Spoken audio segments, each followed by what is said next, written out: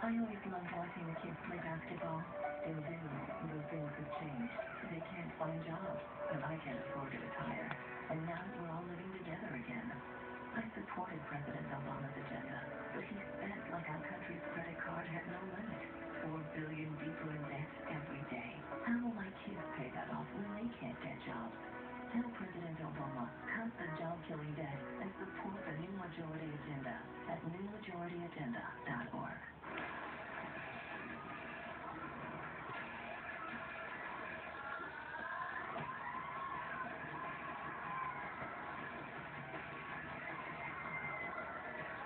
Only Wet n Wild lets you share the rush with more multi-person rides.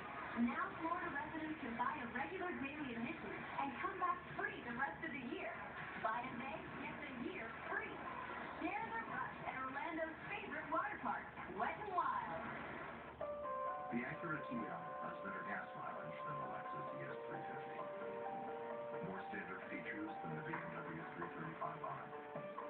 And the TL was available super handling. Led Auto Elite to say, this thing with 400 speed could drain blood from your head. Thanks. We think. The Acura TL. Luxury that performs. Visit your local Acura dealer. Luxury. Intelligently priced. It's 10:30. Now, Fox 35 News at 10:30. North Carolina has John Edwards on trial for spending campaign money on his mistress.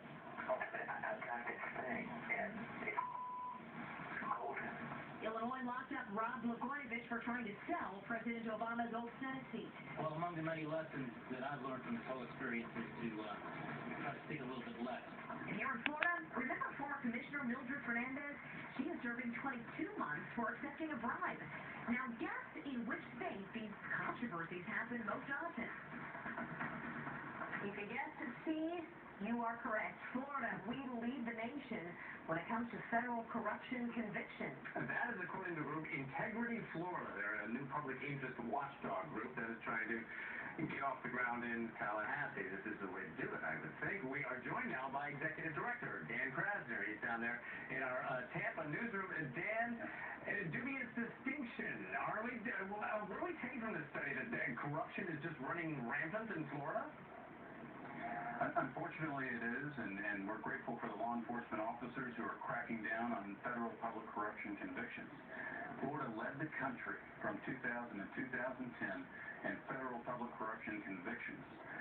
So this is a big problem for our state.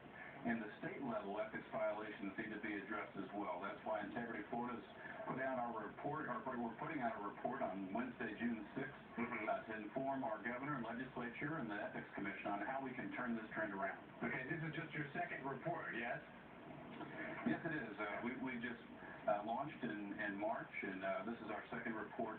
All of our reports are primarily focused on ethics reform and how we can reduce corruption risk in Florida. Well, it's definitely getting a lot of attention. We are, the fourth largest state, about to be the third biggest. Are these numbers out of whack relative, to our size?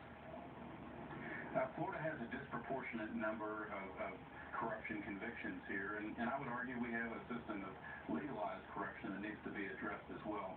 The State Ethics Commission meets on June 15th. We hope our report and our recommendations are adopted by that State Ethics Commission, as well as by the governor and the legislature next legislative session. It's time for ethics reform in Florida. Well, let me ask you this, some specifics from the report. We just mentioned Blagojevich, John Edwards, Fernandez. Are there any corruption cases, in Florida, other than the Fernandez, of course, that rise to that level in the report? The U.S. Department of Justice does not reveal in their data set who specifically make up these convictions. They just tell us the number. But we see on Fox in Orlando and stories all the time about federal public corruption convictions and investigations, and those are what make up these figures. And Florida leads the country, and we must turn this trend around. We're all paying a corruption tax to do business and to live in Florida. We can't afford it anymore. It's a threat to our